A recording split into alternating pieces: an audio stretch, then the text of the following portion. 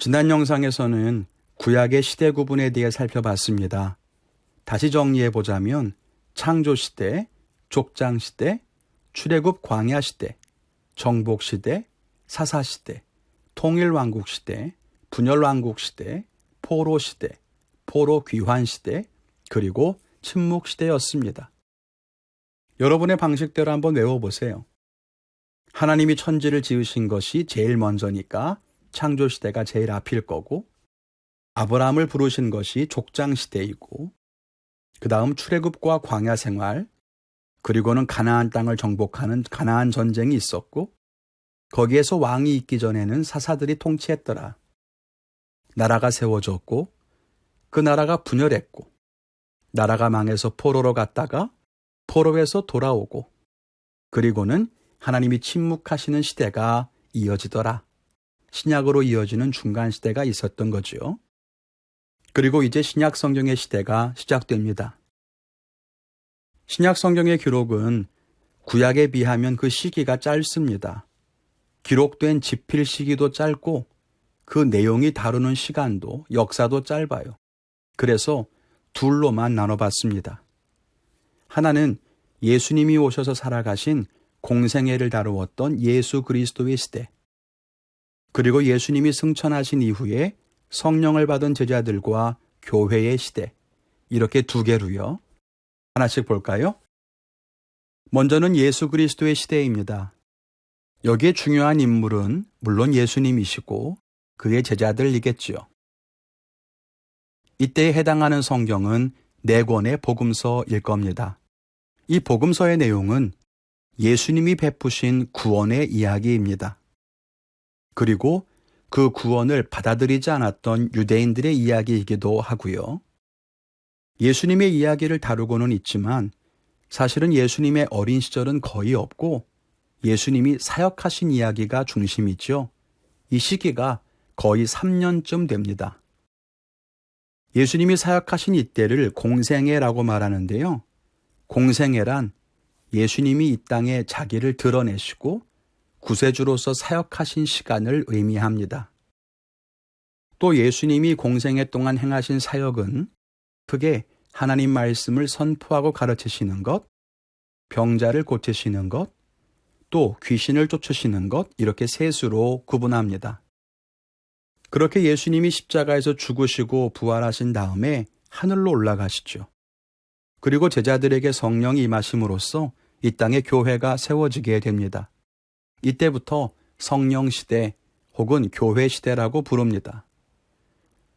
예수 그리스도의 시대 때에 예수님이 행하신 일들이 이제는 예수님의 사명을 안고 살아가는 그 백성들을 통해 열방에 전해지는 것입니다.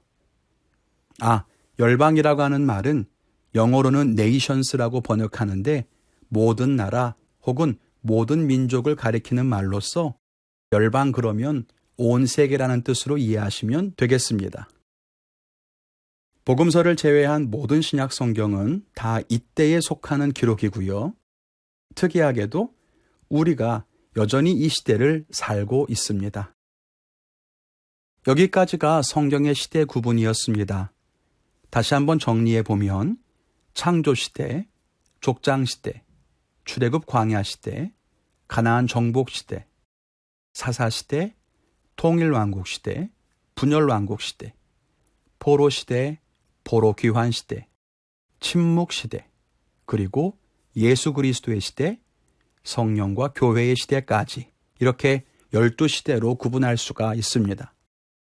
시대의 흐름이 조금 이해가 되시나요? 앞에서 말씀드렸지만 물론 이 시대 구분은 사람마다 다를 수도 있습니다. 우리는 이 시대 구분 속에서 한 가지 독특한 특징을 찾아볼 수가 있습니다. 그게 뭐냐면 하나님의 역사가 펼쳐지는 범위가, 즉 하나님의 역사가 펼쳐지는 장이 달라진다는 겁니다. 무슨 말씀인가 하면 창조시대를 보면 하나님은 온 우주를 창조하셨죠? 그래서 하나님은 온 우주의 하나님이 되십니다. 아주 넓죠. 하나님은 우주의 하나님이신 거예요.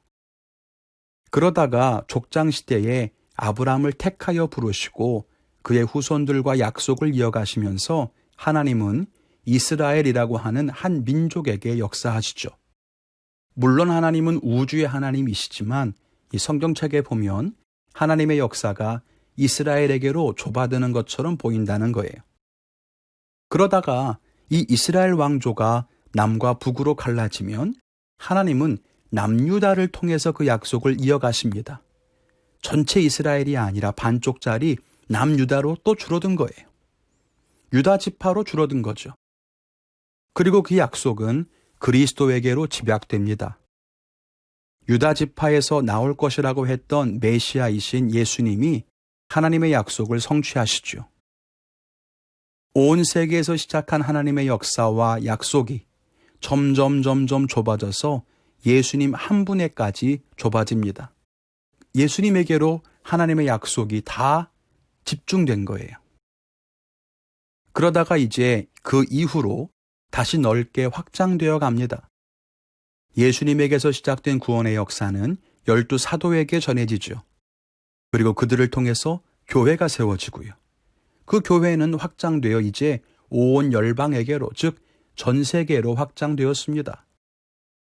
그래서 예수님 이전에는 예수님에게 이어지는 하나님의 약속을 다룬다면 예수님 이후에는 예수님으로부터 이어지는 하나님의 약속, 즉 구원의 확장을 다루고 있습니다.